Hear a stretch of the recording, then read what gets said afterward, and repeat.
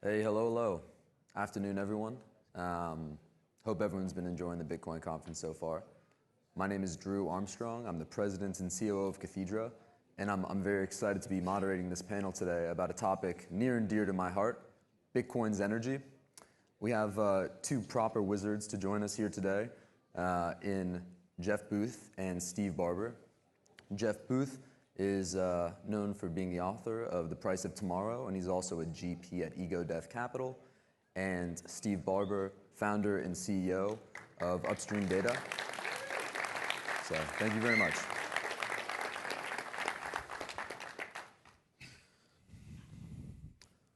Gentlemen, how are we doing today? Very great. Doing excellent. Awesome. So I guess as we think about Bitcoin's energy, those words can mean very different things to very different people. Whether it's maybe a mainstream publication like the New York Times, the average Joe on the street, or a Bitcoin maximalist. So just to start, what do the words Bitcoin's energy mean to you both, and what thoughts and reactions does it elicit? Well, I think for a lot of the public, Bitcoin's energy jumps out to be wasteful. And I mean, that's what you hear a lot from the FUDsters. To me, Bitcoin energy, and from the day I learned about Bitcoin, it spoke to efficiency for me. When I learned about it, I was an oil and gas engineer, like all of us in the field, trying to use their energy more efficiently. And that ended up being the genesis of my company, to use Bitcoin mining for natural gas. And then when you look across the board after years of development in that industry, in what's going on in Texas, what's going on in China, when China was absolutely booming, using the excess hydro in the Yangtze River, it just spoke efficiency. It's water, being curtailed down the river, not otherwise used. It's natural gas being stranded and flared and wasted. And of course, there's a freedom aspect of it too. But from the engineering side, it was mostly efficiency for me.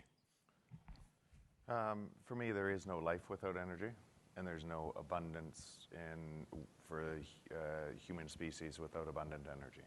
And it's so ludicrous to me that you hear about let's reduce energy, or when we actually have abundant energy all over the planet.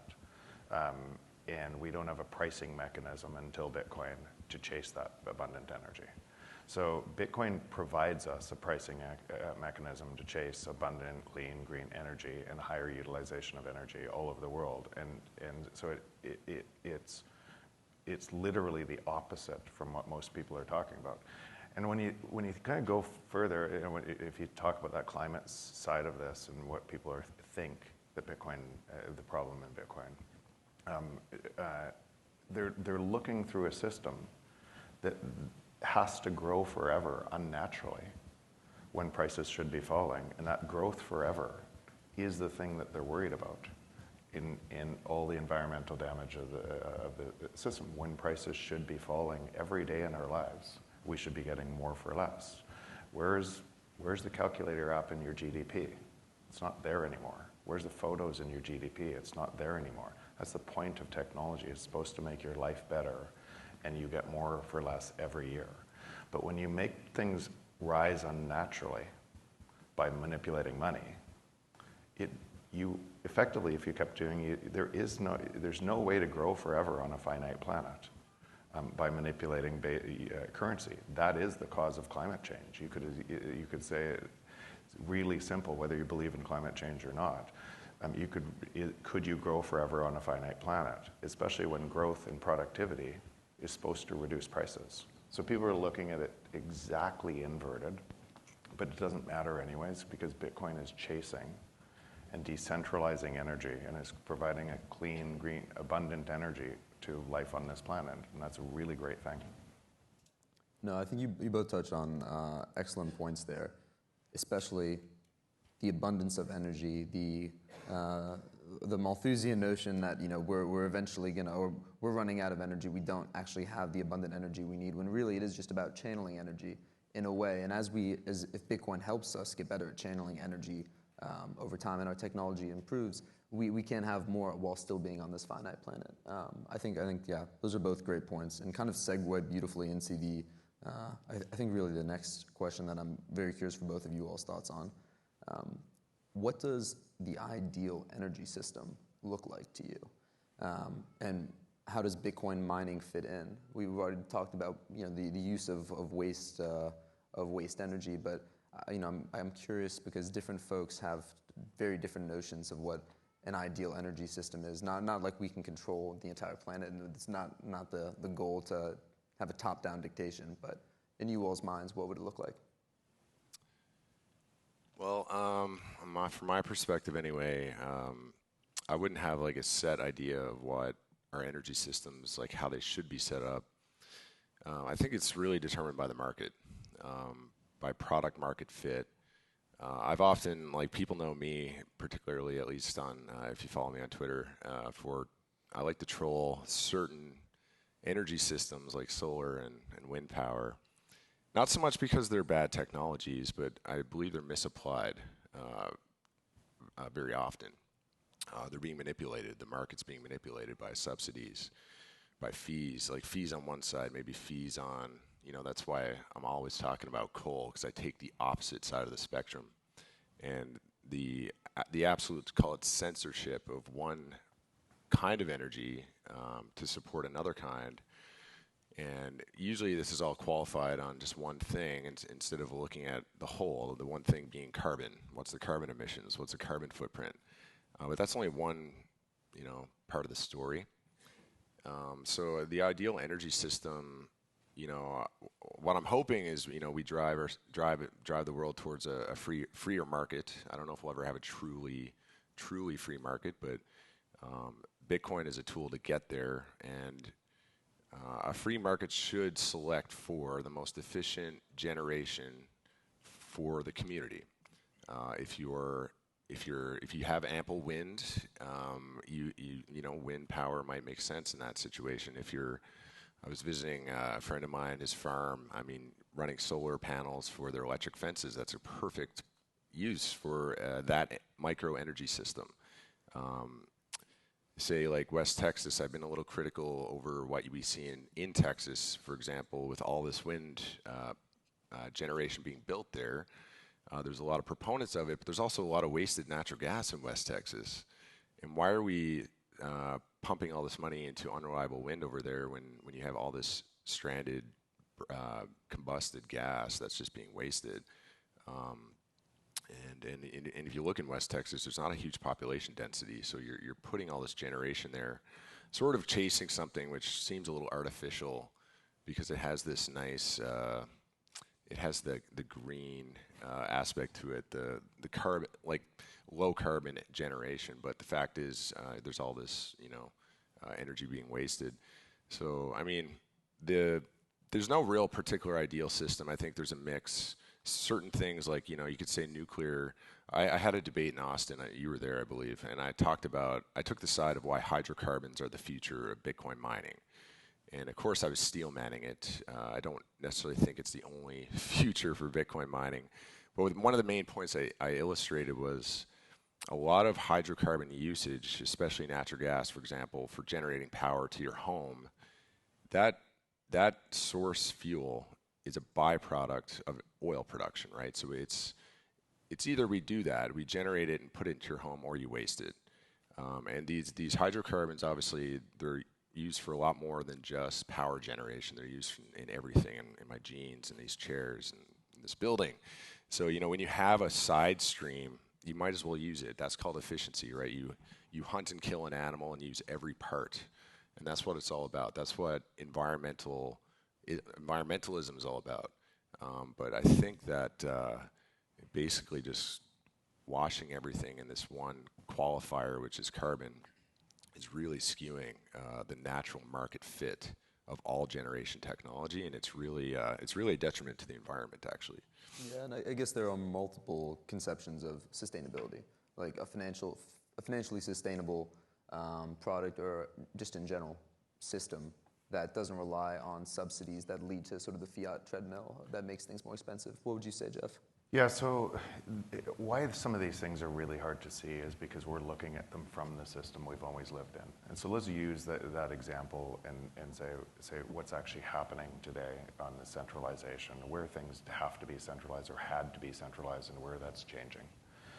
And so typically for the last couple of hundred years, maybe more than that, cities centralized people, and those people linked together through sound money, create a supercomputer, and more things happen in the city. And that city has more things happening, so more opportunities, more people move to the cities. And to feed those people, you have to move farming further and further away from the cities and transport the cities. And you have to centralize farming. And to feed those, and to do that, and you also have to centralize energy systems. And they have to be massive, and they have to do for peak productivity in the duck in that. And that's to support the cities that everybody moves to because there's more and more productivity. Now, if you look at a city without rule of law and money, there's no supercompute. Nothing happens. It's all broken, and there's no opportunity. People move away from the cities, and it looks dystopian. But to support the cities that we know, things centralize, and energy is one of those things that centralize. And then what are the choices that an energy centralization actor makes to be able to centralize actions? They have to make certain choices to support the energy, and some of those choices, I'll give you an example in BC. Build a Site C dam. When they built the Site C dam, to pay for it, all of the other dams that were private dams supporting the grid, energy prices went negative. So they shut them off. So it was never about abundant energy. There was lots of abundant. It was a pricing mechanism to pay for energy, to pay for the Site C dam. And you didn't have a way to do that. So as you centralize, more and more energy companies make choices to not take some energy because it's the wrong energy at mix. And then governments on top of this say, oh no, that energy is not good, and what you were talking about, and you just make compounding worse and worse decisions from that centralization as you're capturing the market. And what we now have is we have an energy source, or we have something that chases abundant energy and gives you a way to price energy anywhere. And you could be anywhere on this. I could have a little generation of my house on a river anywhere. I could be plugged into a Starlink, and I could be working anywhere on the planet. I could build a decentralized community around that. So that change is happening, and it's chasing energy all over the world. It's profoundly powerful. At first, it'll be integrated into those grids because it makes economic sense to do this. And Bitcoin mining and energy will be synonymous. You will not be able to be long-term an energy producer unless you're mining Bitcoin, and it'll stabilize the grid. And then over time, it'll decentralize further, and it'll provide opportunities for people to live anywhere and do whatever they want in micro communities if they want to, and have all the access that they used to have in a city. So it's a big deal, and we're early in that transition. But that's the transition we're all living for, and it's really a bright future. Yeah, and so maybe if we just think about 10 years down the road, obviously now you think about Bitcoin mining, you have some home miners who are maybe mining because they just want to earn Bitcoin themselves in a self-sovereign way. You obviously have publicly traded mining companies here in the US, many other mining enterprises, whether it's companies or just something less formal than like an LLC in other countries around the world. 10 years from now, how do you guys think that mining will look? More in terms of just the way the industry and the market is structured. If we talk about Bitcoin mining saturating the energy sector, will all energy companies be mining Bitcoin, or will it still make sense to tranche the mining economics risk and still have prop miners effectively taking the equity piece of whatever Bitcoin mining economics kind of fluctuate around? So I'm curious. It's tons of different areas you can take that, but just what do you think will change in those next 10 years? I think for sure we're going to keep seeing the trend towards industrial mining going further upstream towards generating plants. I mean, we're talking about like really the first scalable technology, as far as I'm aware of, in our history, where you can put this load without really a customer. There's no customer. There's just the network paying you, and you put it right at the source, right? This is like foundationally like game changing in terms of what that can do. So I think you're sort of seeing a bit of a trend already in industrial mining that's slowly going towards the generating stations. You see them still a lot on substations where there's a lot of good reasons to congregate like these big mega mines on substations. But you're seeing some companies like Talon Energy, it's a nuclear power plant, or they have a nuclear power plant. They have other varieties of power plants across the U.S., but they're co-locating basically at their power plant. So that's an energy company doing it. Like some of our customers, oil companies, they're doing it at the oil wells. But at the future, though, it's really going to be dictated by what the regulators do, I think, because right now there's already financial censorship in the mining industry. There's a bit of self-censorship too. Like a lot of oil companies won't invest in a Bitcoin mine because the perception, straight up, they don't want it to be perceived wrong, maybe by their shareholders. So there's a bit of self-censorship. We often see like banking relationships threatened. That's why I'm personally really not into this ESG thing because there's financial penalties if you're tied in with some of this ESG financing if you don't do what they like, right? So I think there's a lot of censorship happening now at all levels, like banking not financing projects that are great projects on paper for energy companies. Insurance industry is censoring things. That I've come across that personally many times with oil companies.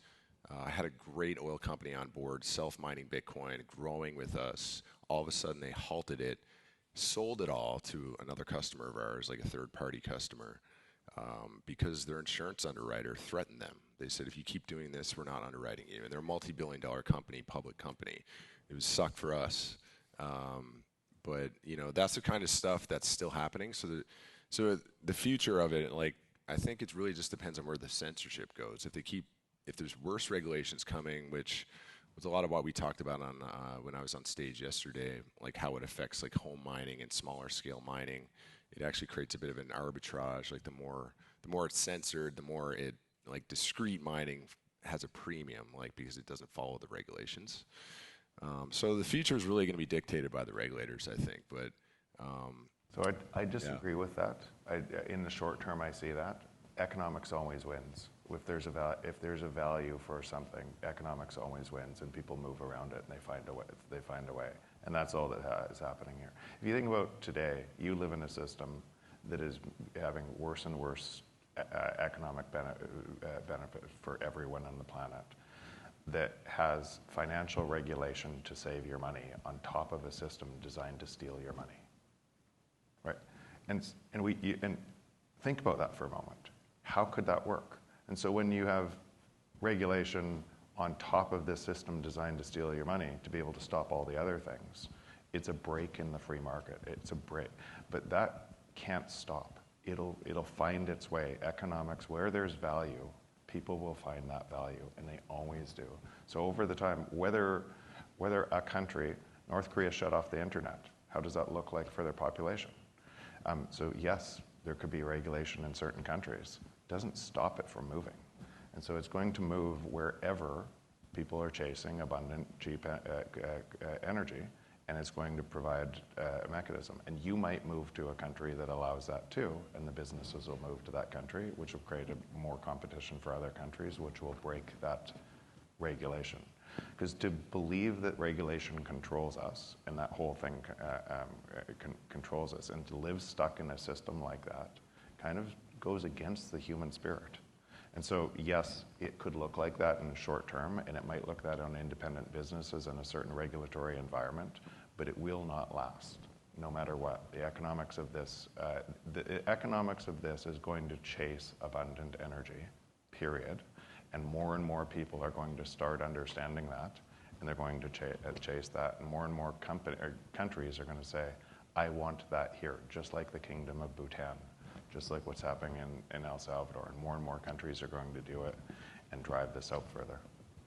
Well, I agree with all that, so I think we're yeah. good. No, and I think the China ban in 2021 proved that point pretty well. The beautiful thing about the difficulty adjustment is, you can kick half the network off, and it might take a while to get those 2,000 blocks mined, but the network will keep humming along. Yep. And yeah, life finds a way. Related to this point, though, of nation states, obviously you have the news with Bhutan. There's been, at various times in Bitcoin's history, speculation about other countries maybe mining Bitcoin, and now there's a lot of talk of Bitcoin as a national security issue and Bitcoin mining as a national security issue.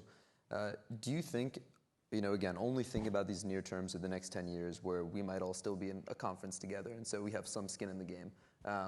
In 10 years' time, do you think that nation states will be an appreciable portion of the Bitcoin network in terms of mining hash rate? I suspect that some will try, but I suspect the free market will do that as a better job.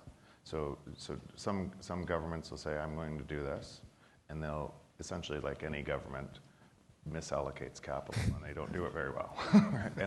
and so, but some will try because they'll think they need to, and some will enable an environment that allows the free market to do it, and that free market will do it so much more efficiently, and they'll tie it into not just that, they'll tie it into heating for homes and other things, and it'll get better and better and better through this process. So it's going to be bumpy along the way, and if you're listening to any news or any different country, you're going to be thinking you won't be able to see all that, but the innovation here is not stopping. And you can see, look where this industry was 5 years ago. Look at all the innovation, even out on the floor here, and all the different things that are happening. This is rapidly expanding everywhere. I was hoping I could disagree with you with something on that, but I'm in agreement again. I've always sort of felt like, you're not going to see nation states with money printers really go, adopt Bitcoin because it sort of competes with, their golden goose. It's sort of a conflict of interest, but we have seen it happen, and these are generally smaller states. I've always felt like Bitcoin's for the people. Like, the people are going to drive it, and there's going to be less friction with the communities using it, and they're going to be more prosperous, and it's going to just drive innovation amongst those using it. I mean, I'd sort of just always think of my own company as a micro example.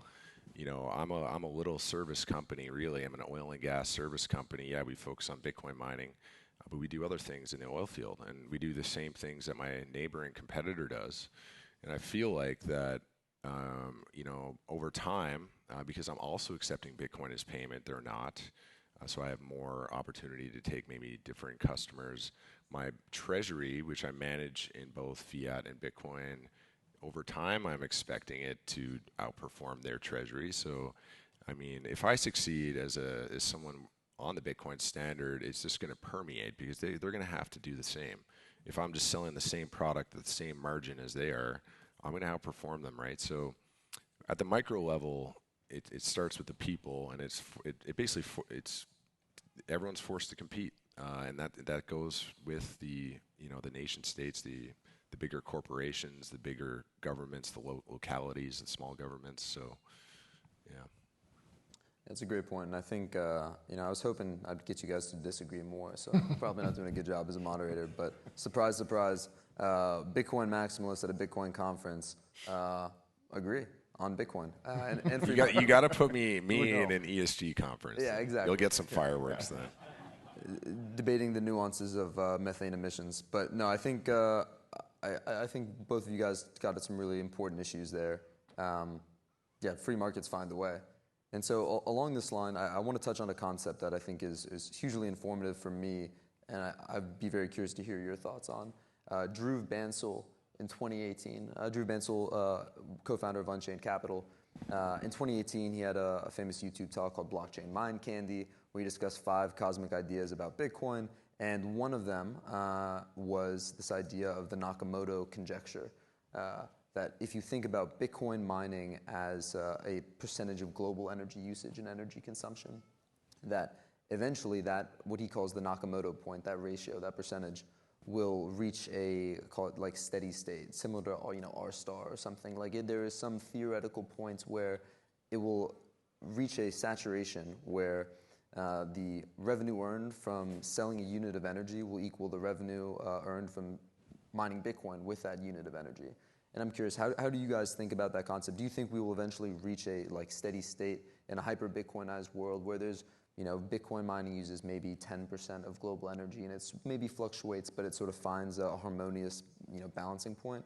Or how do you guys think about that concept? I'll let you go. You're more on the economic side. So. I thought that was a really fascinating talk. I thought it was an interesting talk. I don't know if it'll exactly look like it, but I would say we're going to always use more energy as we find better ways to be able to do things. And I would say, I look at this lens through what are we in this system? We're limited energy, limited storage, limited compute, linked together to create a supercomputer through money, always searching for higher forms of compute, storage, and energy. And so every time we find a higher form of energy, coal for the British Empire, right, which drove storage and compute against the British Empire, oil for the U.S. You see these transitions and flourishing as the old nation stays on one, and the old and the printing press was the same thing. The printing press was more storage and more compute against that storage. So anytime we found this, human life flourish. That's transitioning at a higher level now into computer storage and into compute that is going to outcompute us in time. And we're searching for higher forms of energy. Could be nuclear, could be other, could be a decentralized grid. But that's what we do, and we're a rung on that ladder. So as that happens, how much of Bitcoin, how much secures that network and everything else, I can't specifically say because there's just too many complexities of that. But I just thought that it was just a really interesting, I listened, actually, I didn't know it until you sent it to me. I listened to the talk this morning. I thought, that's pretty wild. Yeah, Drew's one of the best thinkers in the space, in my opinion. You should check it out. But I won't add much. I feel like the hash rate, the hash power is going to be at least partially derived from the arbitrage, from the opportunity from the fiat system to a more efficient system. If Bitcoin drives the fiat system into irrelevancy, in terms of what percentage of the gross global energy, it's anyone's guess. But the more efficient it drives its competitors, the less use Bitcoin has relative to its competitors. So it's always going to exist. I think the hash power is going to be a function of, call it just general censorship. Censorship's at a very high level because money printing is absolute censorship of your savings. It's the theft of your savings.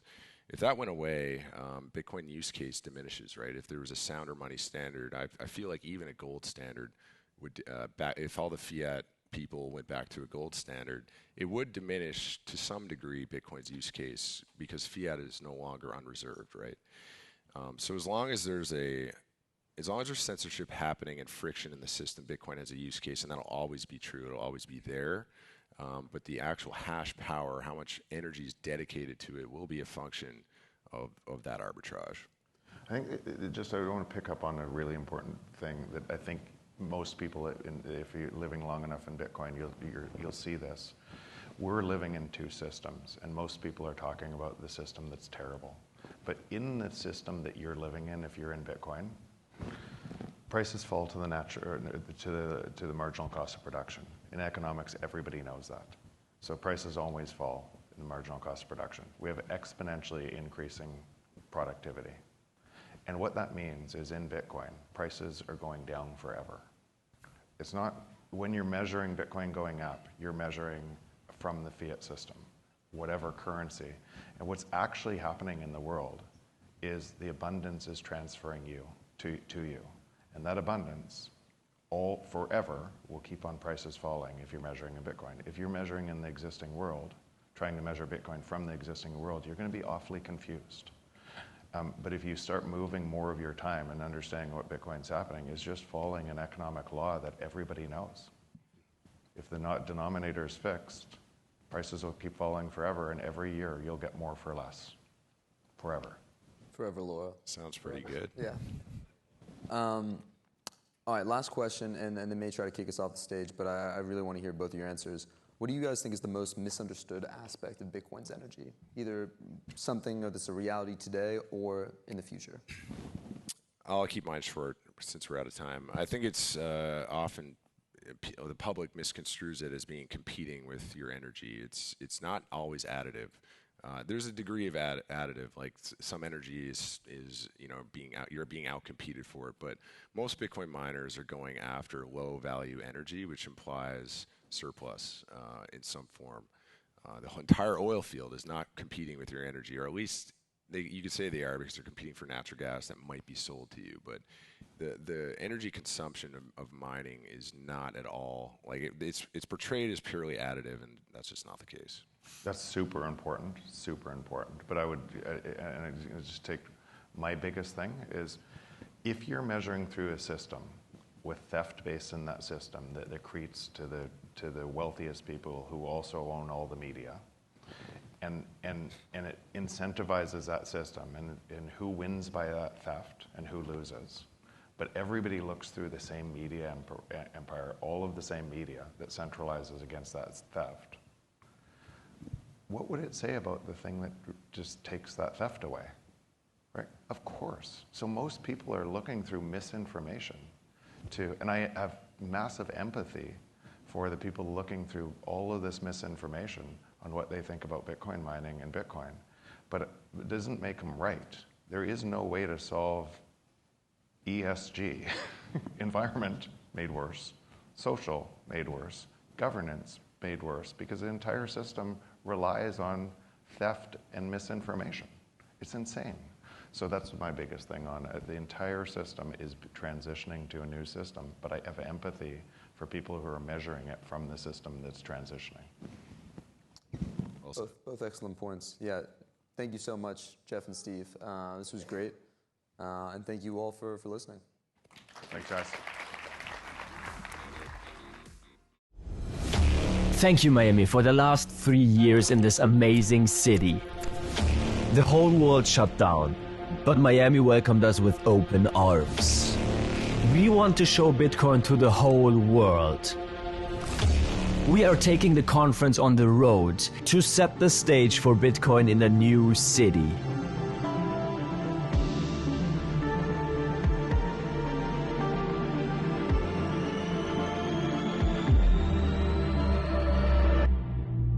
Nashville.